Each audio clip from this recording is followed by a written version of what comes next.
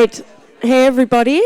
Thank you so much for joining us today for Unity's panel to discuss all things Apple Vision Pro and Polyspatial.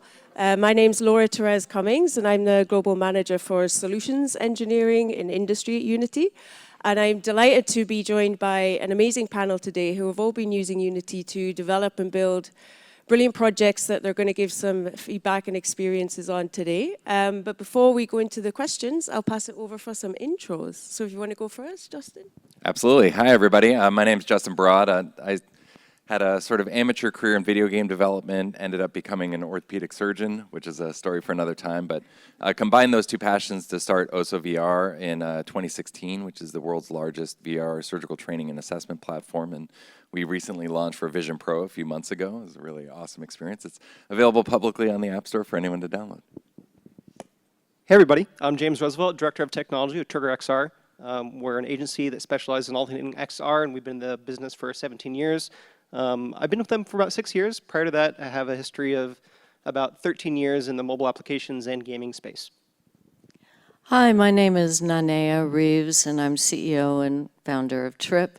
And Trip is a mindfulness app that is available on Apple Vision Pro on launch date, and Quest, PlayStation, HTC, Xreal, mobile, and I know I'm forgetting. Oh, Pico.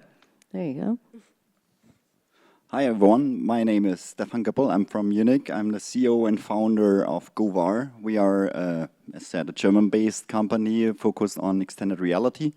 We recently worked for one application we did for Audi with the Vision Pro, and before this, doing that for since a couple of years, and I'm by myself working in that field since 12 years, exclusively in extended reality. So. All right. Thank you, everyone, and welcome again. Okay, so I'm going to ask a first question to you, James.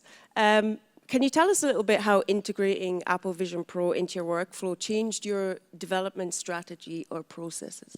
Yeah, I'd say it changed both rather drastically, and it had impacts to our company as a whole. We were involved with Polyspatial since the very, very early days that it was released in the early access kind of beta phase of it, with the intention of building an experience that would go live on day one of the Vision Pro launch. So at that time, the floodgates were completely open, and things were moving extremely quickly, both on the Apple front and on the Unity front in Polyspatial.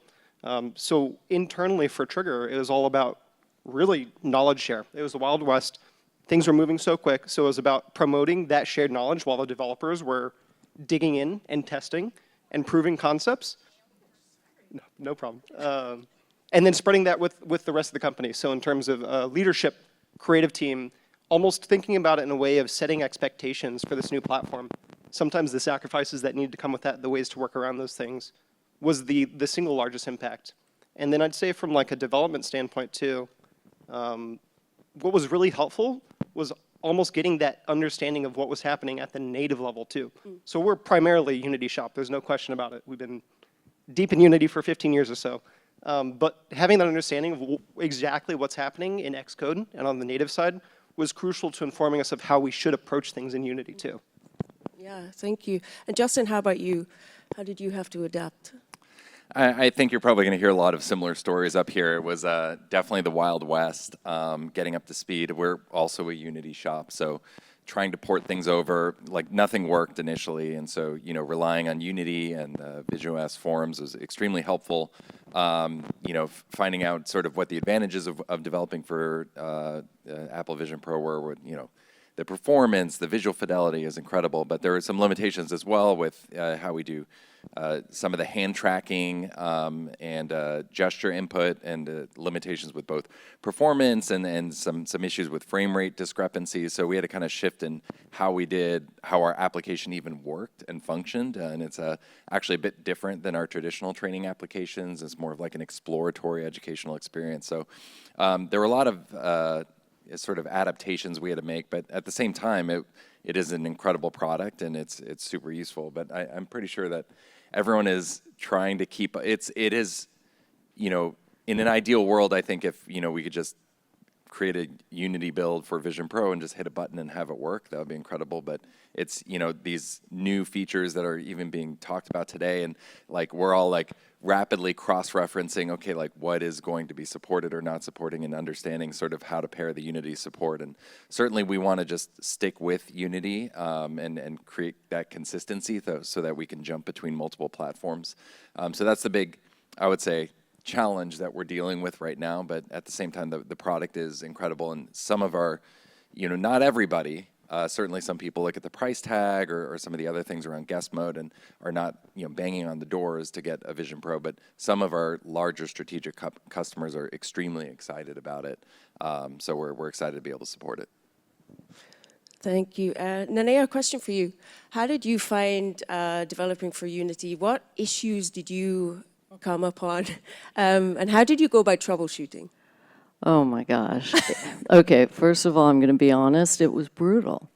And we chose Unity early on for the ease of cross-platform distribution. That's been a core strength in my career. It's actually been an anchor of what I've been known for in the video game industry, multi-platform digital distribution.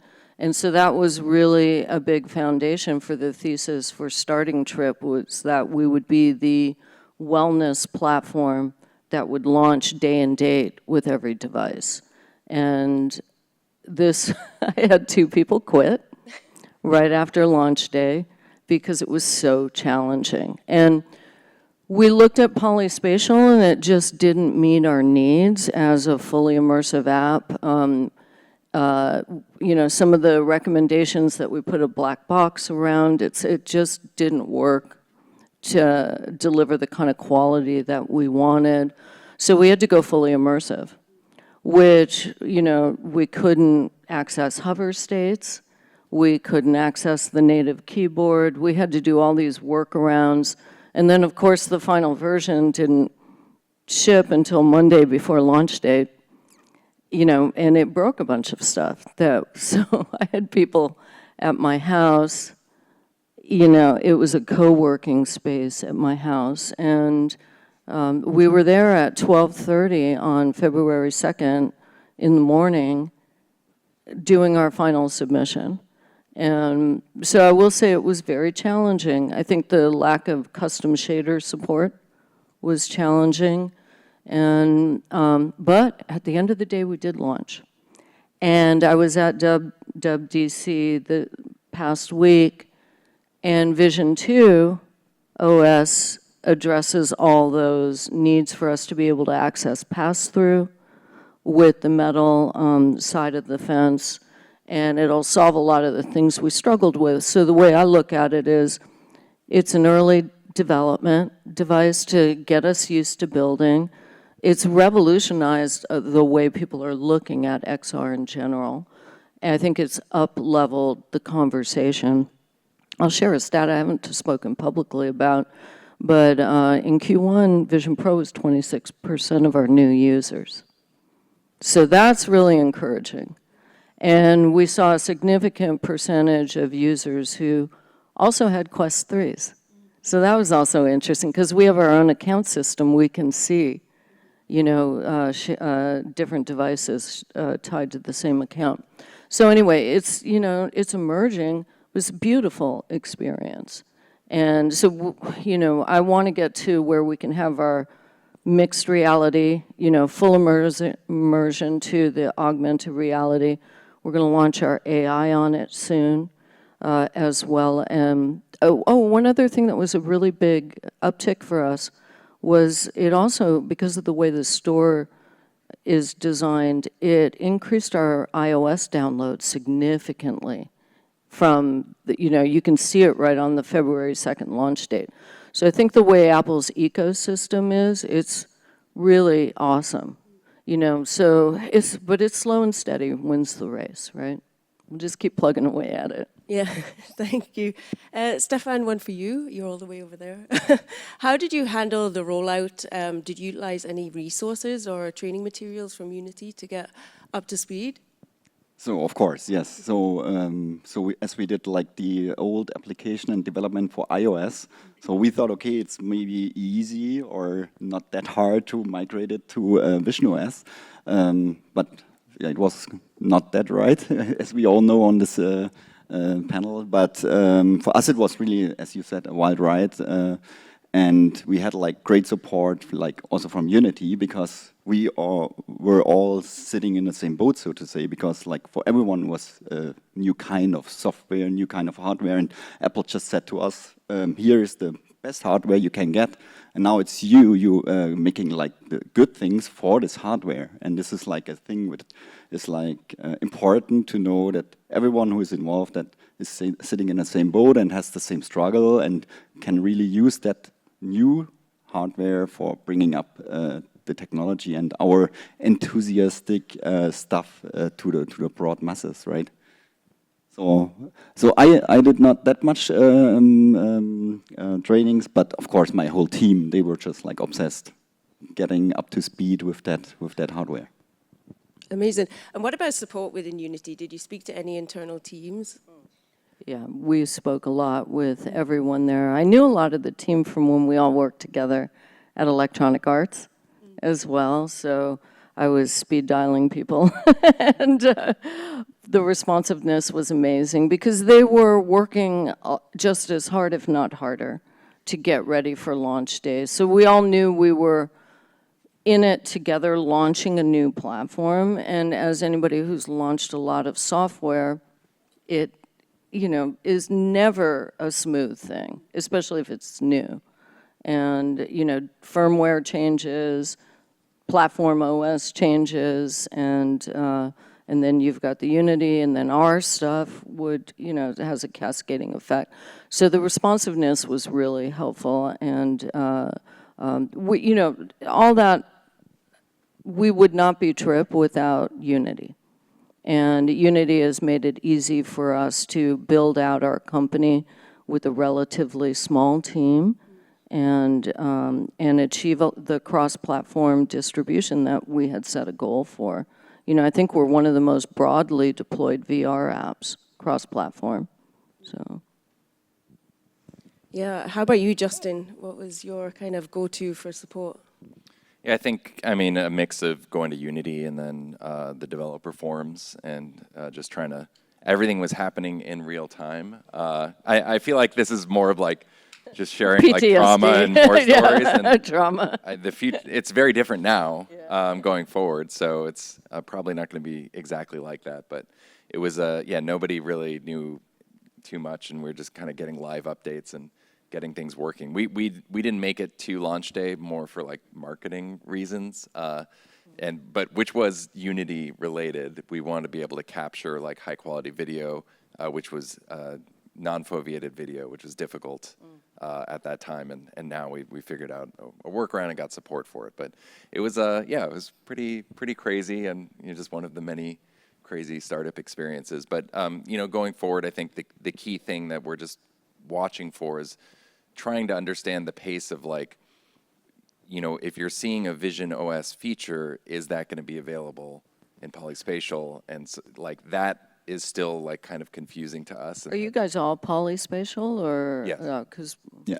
Got it. So that's probably like the key thing for us to understand and communicate with other companies going forward is just sort of like how much, because I don't think we'll ever not be on Unity, and I think that's the key thing before like broad at-scale support for us. So let's talk a little bit about the reaction from your customers or users. What's the initial kind of feeling been, and have you had any feedback on what you've been building? So maybe I can tell it from our side. So it was intended to just be a prototype for Audi, the launch we did, and then they were like that blown away of the quality of the 3D content and the animation and the hardware itself.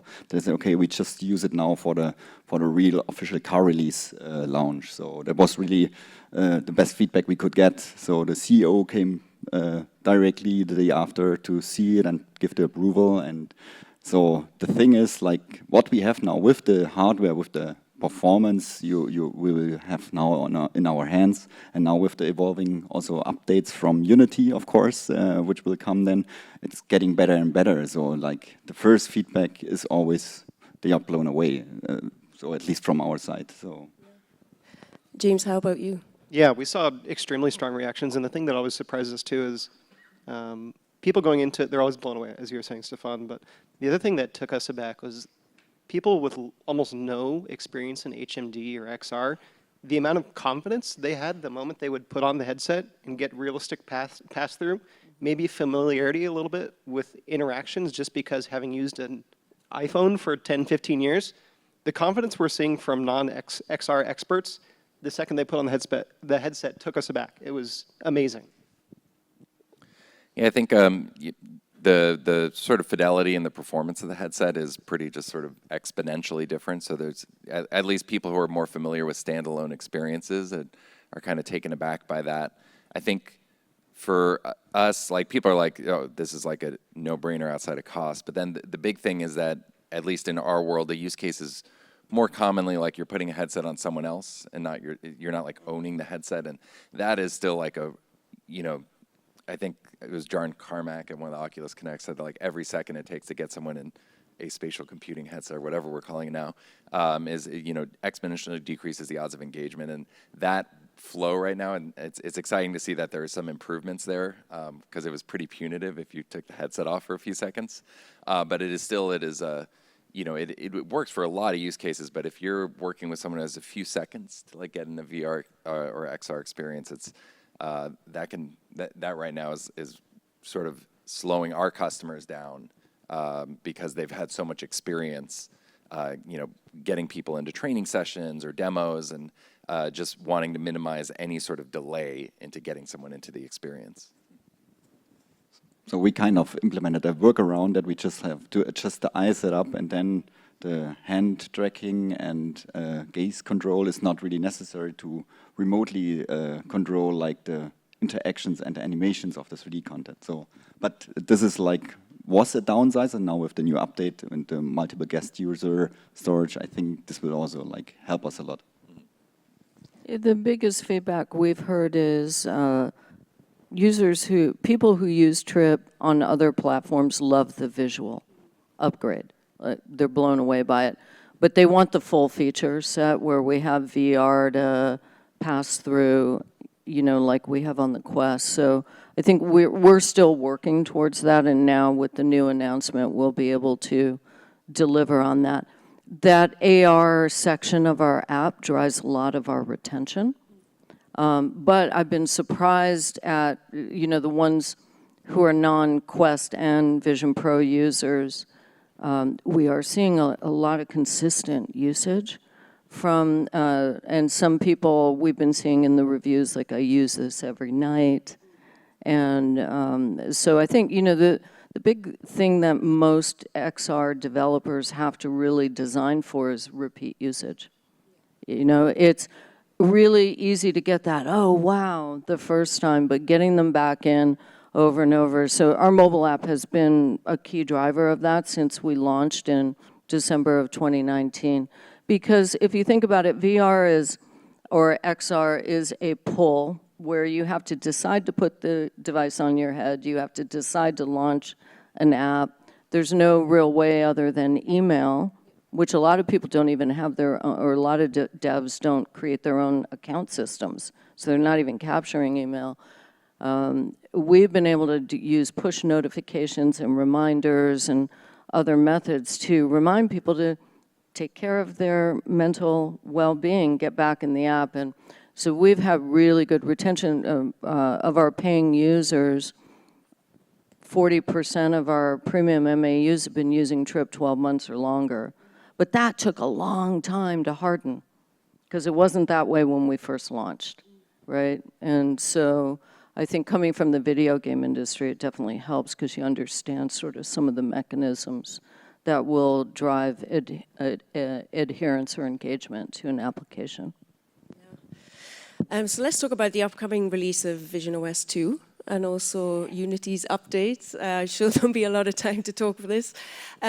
I just want everyone to share what they're really looking forward to, which updates are they most excited about, and why, and what problems will that address for you? Well, I think so I'll represent the metal side of the heavy metal side. So we're excited about access to a lot of the native features like the hover state, the native keyboard. I think it'll have Magic Keyboard access too, which is something the fully immersive VR doesn't have access to. Being able to access pass-through is going to be a big deal for us. So as soon as that's available to us, we're champing at the bit to start jumping into that. And then that gets us fully featured. That's really all we want, is the ability to have what we have on the Quest in a beautifully Apple Vision Pro version of it. Stefan? For me, absolutely custom shaders, because we just work for ages, for the content and the animation and the look and feel that it really looks like real. So we had our workarounds within the last month, but now once it is aligned and we can reuse our custom shaders, that is like a game changer. Our whole team loves it and looking so forward to it. That was our primary reason for not using polyspatial. Yeah, because our experiences would have looked worse than they do on other platforms. Yeah, we're really looking forward to that as well. I think when we were diving into polyspatial and trying to reuse existing shaders and materials and post-processing effects, so much of that was off the table. We're excited for that to come back, and in addition, we were fighting against the image-based lighting that the native OS is trying to apply, and trying to find the delicate balance between, do we bake everything into our textures, do we find a shader, do we disable image-based lighting? So I think the additional support's going to help a lot, but one of the other requests we've been getting from our clients is just further support of the progressive immersion modes, so going from bounded to unbounded to fully immersive on the fly without necessarily needing a scene change in Unity is going to be massive. Second to all of that, I think for us, I mentioned the guest mode improvements. I think anything there is just always a huge focus for us. And then I think, in our space, some of the object tracking stuff is kind of interesting. And, being able to leverage that in a non-HoloLens type form factor and integrate with our VR stuff. So it's early days for some of that, but, and then camera access as well. Once again, coming up with creative ways to capture kind of, hey, who's doing this training, and having access to the camera can actually really accelerate kind of knowing who's doing the training and getting in the experience really quickly. Yeah, absolutely. And it's quite a big question, but for the future, how do you hope or predict that this technology and spatial computing will continue to transform your industries? I think, I really enjoyed the last design talk there that captured a lot of the, I think, growing pains that we're all going through as kind of expectations of where people are at in terms of how they engage with applications of media and how this is just so different. And we're all kind of working through that. But I think for what we do, and what everybody in here does, this is a transformative technology. We live in a world where, people need medical care every day, especially procedures and surgery, and there is really little to no hands-on training that takes place, and there's pretty much no objective assessment. So I'm still a practicing surgeon. I think I do a good job, but the only time I was assessed, I was asked to play the board game Operation, which I did. This is a massive issue. 31% of graduating residents in the U.S. Graduate without being able to operate independently. We're going to be over 100,000 specialty surgical care providers short in the U.S. Within a few years. So this is a technology that has probably the potential, one of the biggest healthcare, or at least surgical care delivery impacts in quite a long time since the introduction of antiseptic technique. And the data that we have, both that we've collected and other platforms have collected, show that we can cut surgical time in half. We can improve surgical performance by more than double. We can increase the ability to perform a surgery independently by 3x in a study published at the University of Illinois Chicago. So this, the potential impact is unbelievable. So I don't know, I could go on and on and on about it, but there are a lot of challenges in terms of building the content, the friction of the experience, and then overall just sort of attention, especially with generative AI and some of that, and like, I guess, spatial computing fatigue. So I think that's where a lot of people were very excited about Apple coming in, and just, everyone is so excited about anything that Apple does, and so this is an incredible product, and this has definitely turned heads, but they're also just, it's a different approach, and that has created new challenges, which are opportunities, but probably has led to maybe like a bit more of like a kind of slow excitement build than maybe what some people were thinking, that this would be like an overnight switch and all of a sudden, like, it'd be all about spatial computing nonstop. Yeah, and I'll be short and sweet here. I think at the end of the day, Justin, completely agree. It's all about growth. We all want to see growth here. I want to see growth beyond the entertainment industry, and I want to see it impact our everyday lives in terms of productivity, healthcare, mindfulness, you name it. The more that this technology can become wearable, a part of our everyday life, I think will start to benefit us all across the board. I was just looking at our daily numbers. We just crossed 11 million sessions this morning. Wow. So in mobile, that's a petite number, but in VR, it's still very nascent. So I started really my career I ran tech at a mobile game company that started in 2000. So it was way before the iPhone, and everyone was competing for features. They were trying to own the hand. You had companies that are no longer in the space that were really battling it out. I feel like we're in that phase right now, but it's a major technology evolution of computing expanding from, it went from the desktop to the hand, and mobility introduced entirely new earning models like the gig economy beyond entertainment. We didn't even see that when we were building mobile games for the phones.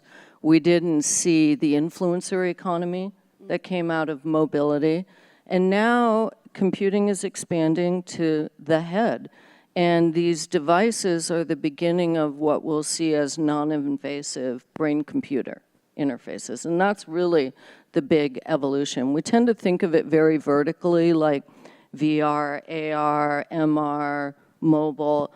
There's going to be a confluence, and you'll be using these devices on heads for different modes, just like you still use your desktop or laptop, but you're also computing through the handheld. So I'm excited about this transition. And I think something that a lot of people aren't talking about is with the arrival of AI at scale and new Gen AI, all this GPU and the cloud infrastructure is starting to be built out very rapidly right now because we need low latency transactions. And I was chief strategy officer at a cloud gaming company that PlayStation bought back in, I think it was 2008. A lot of that founding team went to go start Oculus, which is how I became an investor in it and got me interested in this. But I think that GPU in the cloud is going to accelerate spatial because you'll be able to offload some of the GPU on the device to the edge, so we'll start to see lighter form factors. The enablement of different vision correction that's more dynamic. On the lenses, you'll be able to do so much more. And I feel like that's gonna happen faster than people are aware, because the need that AI has for GPU on the edge is pushing that deployment much more aggressively than XR was doing. So it's exciting time. Yeah, absolutely. So I think it's like we need to get in control of our volumetric and real physical environment, and the more we are in control with that, and the software is like extending to that volumetric new dimension. So the more and the better the technology will raise and will be settled in the mass community and mass usage. Because now the new factor that like every physical space you're using an application or an XR use case, the physical space is most of the time different. So if we can't control it yet. So, but if we are in control of the physical space, and we just like get familiar of like integrate AI into that process, then it will give us really way more possibilities and options to speed up with our projects. Yeah, absolutely. I couldn't agree more. So I have one final question. How do you predict it? Do you think it will remain a commercial tool, or do you think it will really heavily hit the consumer market? We going back down the road? Yeah. Well, I mean, there are some incredible consumer applications, and it just, I don't know. I think definitely what you do is really incredible, and you can think of it as consumer. I think gaming, I think is maybe one of the ways that this is really going to start to take on. Just, you know, you see just kind of younger generations or earlier generations, whatever the PC way to say that now is, are playing games and using this all the time and getting really comfortable with this way of like interacting with interactive media, and I think that'll be part of it. And also just, you know, XR, VR games, it's unique. There's no other way to do it, and I do think that that's a big part of it, at least longer term.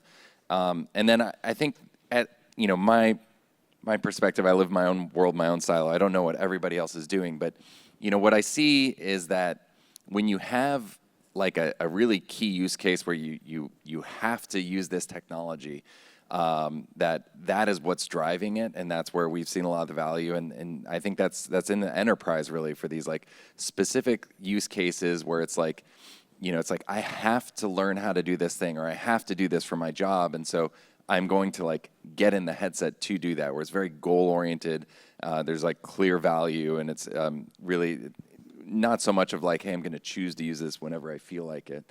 So I think the enterprise, at least in the short term, is going to be a big part of this, and has been a big part of this that I think was kind of overlooked early on, but now is there's a lot of engagement there. I'll tell just one more story. I totally forgot this one. So I was called in. I had this kid was in a motocross accident. His bone was sticking out of the skin, which is fun for us, but gross for other people. So when that happens, you only have like a few minutes to get them to the operating room, start doing the surgery. So, you know, this kid's all covered up in bandages. We take off all the bandages, and we realize that the surgery that we usually do was not going to work for this kid because of where the wound was located. But I had trained for an alternative way to do it in VR, and you know, we're already scrubbed in and ready to go. And the, you know, the case went great, but I'm like, oh, why don't we always do this? You know, so I think these stories, you know, we're going to start to get more and more of those, and not just in surgery, but in other areas where someone's like, oh, wow, that was transformative. Like, thank God for this technology. And we just need more and more of those stories, those values, those use cases. And there's so much technology right now in today's world, and it's amazing. I'm so grateful for it, but also makes it really hard to pay attention. And sometimes the areas of the world that don't have as much access to the technology are the ones that are actually the most excited about it, because they can take the time to use it, to get to know it. And it is incredibly distracting right now. It's really interesting, which is so much going on. Even when you're in technology, it's hard to keep up. So I'll end my rant there, but thank you for listening. That's quite a big story to follow there, James. But Yeah, I don't think I can follow that one. I'm no surgeon by any means, and I'd probably faint at the sight of a bone piercing through anything. But I would tend to agree for the time being. I think it's all about enterprise. I think what's inhibiting it to become more of a consumer-based device is going to be more content making its way to the App Store in terms of games, experiences, productivity apps.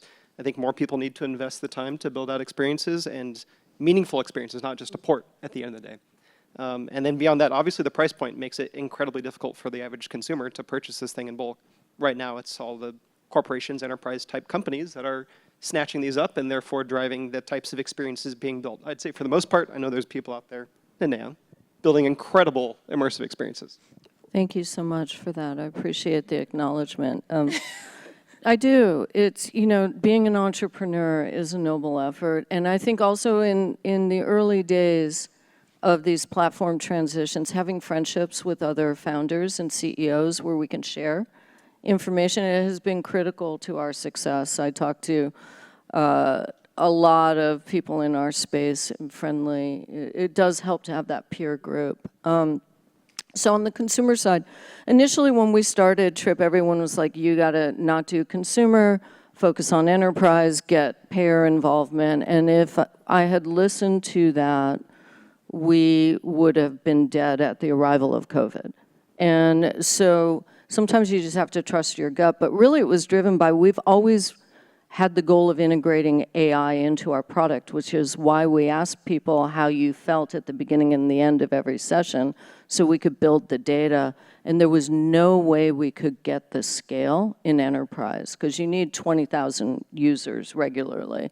And the only place that large amount of users existed was on the Oculus platform and PlayStation. So we had to go consumer to realize the vision of experiences that adapted to you in real time, and we were building the foundation for that. But I'll go back to kind of the beginning in mobile. When we started Jammed Out, which was the mobile game company around tech at, and you know, we were very successful. We went public, we got bought by Electronic Arts. At that time, people said no one will ever want to play a game on their cell phone. All they want to do is talk. I'm sure 20% of you are playing a game right now. And then we also were 3 out of 5 of the first games on the first iPhone. And at that time, BlackBerry owned 40% of the mobility market because of work. And initially, people only bought a cell phone for the whole house, so mom could use it in emergencies, and the kids were grabbing it to play our games that we were doing, you know, embedded. When I had people down at Qualcomm's office, I see Steve here, back in the day, loading our games on phones in San Diego, you know, getting early access to devices.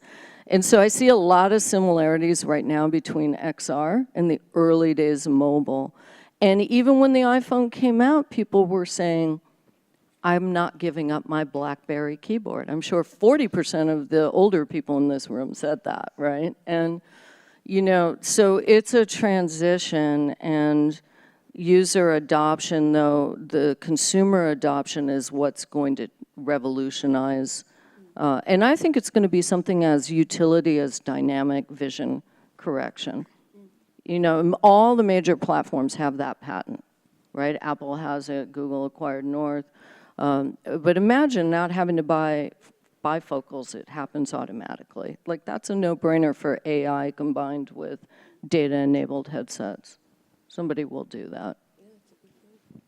Finally, Stefan. Yeah, let me take on that. So I think the first applications which were successful on the iPhone were like a beer application where you just like use the gyroscope to do this one. So this was one of the most downloaded applications. There's also a fart machine, yes, too. So this was one of the first successful. And we did bowling and Tetris and Bejeweled, and they were very popular. So just comparing it with the first iPhone, I think we are now in the phase of like integrating it in their daily lives and then finding like the right usage for the Apple Vision Pro and for other classes. Once this will happen and we have like proper killer applications or use cases, then the mass market will also like follow up with like buying hardware and devices like this. So, and I'm pretty sure that the technology will be at some point in the consumer market. So I'm 100% sure. I don't know the exact numbers of other devices, but I think you are currently like have a good overview with your application. Yeah, we can kind of see the activity too on how active the devices that have sold through are, and yeah, there's still like we have to design apps as an industry for repeat usability and make them a discretion, not a discretionary, but a necessity. That transition, I don't think has happened yet. Absolutely. So, and with the Vision Pro, there are less exclusions for us because, like, the performance is great, the look is great. So, this is like now a good point to bring up like versions and applications and solutions for the consumer market, but in the near future also enterprise market. So I can see both growing crazy. I got the sense being at Apple last week, they are all in on Vision OS as a platform. And some of the narratives, we heard the same thing about the iPhone being a disaster, right? People not wanting to switch from BlackBerry. Same thing with the watch. And they don't always get it right, you know, Newton, et cetera. But this feels like they really understand what's happening with this computing evolution. Yeah. So I remember also like Metaio, who got bought by Apple, so they were also Munich-based, and we were really working close together with them. So at that point, there was like the technology, AR was like, for most of the people, not really explainable, and even for the mass market. Then Masquerade came, where we had like this face filters, which was like augmented reality. Wow, that's awesome. And now it's like already integrated in our daily lives, the technology. So if I take out my smartphone, I have filters which are like AR, of course. I need to buy the filters, though, where you see me with the bold glamour filter on. And Okay, maybe this is already a filter. that's gonna be the killer app, is when the way you see me, not the way I see me, is changed. Yeah. That's amazing. Thank you. Honestly, thank you so much, everyone. It's been amazing to hear all of your experiences and insights. And I think, Nanea, you said one of the biggest things is we were in it together, and we really felt that as well. Yeah, like, we were learning from our customers, and we really were kind of pushing together to figure it out. And I whined a lot and screamed a lot, but people at Unity heard me and, you know, showed up for us, and it was really, you know, that's also the fun of building software too. It's like getting a bunch of smart people together and trying to figure it out. And not everything works, you know, right away. But when you solve it, it's such a great feeling. And then, you know, when Matt Brax is here, who is our tech art creative director, technical director, and all. I mean, he was front and center on all of the shader pane here, and but you know, when we were at my house clicking that submit button on launch day and made it as one of the 600 launch day apps, it was an amazing feeling, you know. And the two people who did quit, they left tech. Totally. They went. One went to go work in woodworking, and the other one's rethinking his life. But you know, so it was kind of an interesting experience. But thank you for supporting us. Should I be worried? The woodworking. That's how it begins. Okay, thank you, everybody. We really appreciate you joining us today. Big round of applause for the panel. I do actually have one question I wanted to ask the moderator for a change, which is about road mapping, which is last week we went to WWDC and we saw all this great technology from Apple. And one of the interesting challenges that Unity has is to take the vision that Apple has and apply it to the Unity platform. I was impressed doing some research just this morning that one of your senior product managers, Isaac, already last week got online and said, you got excited about what Apple had to say. Here's our plan forward. How does Unity manage the fact that Apple sells the vision and then Unity has to do the implementation? Well, we have to be on our toes. We have to be aware of what's going on and be very quick to react. And, you know, we've put in our own plans this year as well for Unite, which is coming up in September. So obviously we have a lot of things that we're already discussing, and we wait, we listen, and we go with, you know, what's announced. And, you know, like we say, we have to be very quick to adapt. And, you know, I think we've done a pretty good job at it. But there's a lot of times we could have been better. We get that. But yeah, Unite this year should be a super interesting event. So do you have timeline on the support for Vision 2 OS? Not yet. That's something that we will be looking at for Unite. Yes. Great. But yeah. All right. thank you, everybody. So just to let you know, thank you.